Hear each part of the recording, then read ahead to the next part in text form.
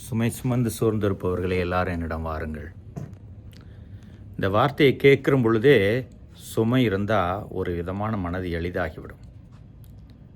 இதை சொல்கிறது கடவுள். நம்முடைய உணர்வுகளை, நிலையை நன்கு உணர்ந்தவர் அவர். பல பேர் வெளியில் வேஷம்தான் போடுவோம். அதுவும் இப்பொழுது வாட்ஸ்அப்பு, ஃபேஸ்புக்கு, இன்ஸ்டாகிராம் அது இதெல்லாம் வந்துடுச்சுன்னா அதில் போடுற வேஷம் மாதிரி உலகத்தில் மனுஷங்க வேறு யாரும் இது வரைக்கும் போட்டதில்லை. ஆனால் உள்ளார இருப்பது வேறு. பாவமோ தவறுகளோ அதனால் வருகிற சுமை, பிரச்சனைகளால் வருகிற சுமை, பணப்பிரச்சனைகள் அவர்கள் உறவு சிக்கலினால் வருகிற சுமை அடுக்கிக்கிட்டே போகலாம். எதை இருந்தாலும் பரவாயில்லை, இயேசு அழைக்கிறார், வருவோம். நம் உள்மனதை அவரிடம் திறந்து காட்டி அவர் தருகின்ற அமைதியையும் இளைப்பாறுதலையும் பெற்றுக்கொள்வோம்.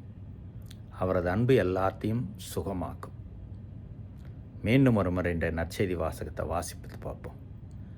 அது ஆறுதல் தரும் வார்த்தைகள். முதல் வாசகங்கள் கூட அதை தான் சொல்லுது. கடவுள் இஸ்ராயல் மக்களுக்கு எப்படி இளைப்பாறுதல், நன்மை, எல்லாம் மாற்றத்தை ஏற்படுத்தக்கூடிய ஒரு ஆற்றல் எல்லாத்தையும் தருகிறார். அடுக்கிக்கிட்டே போகிறார் இறைவாக்கினர்.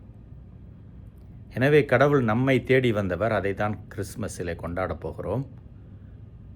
எனவே அந்த கடவுள் சொல்லுகின்ற அந்த வார்த்தைக்கு செவிமடுத்து நம்மை இயேசுவுக்கு அர்ப்பணிப்போம். இறைவன் என்னென்று வாழ்த்து பெறுவாராக.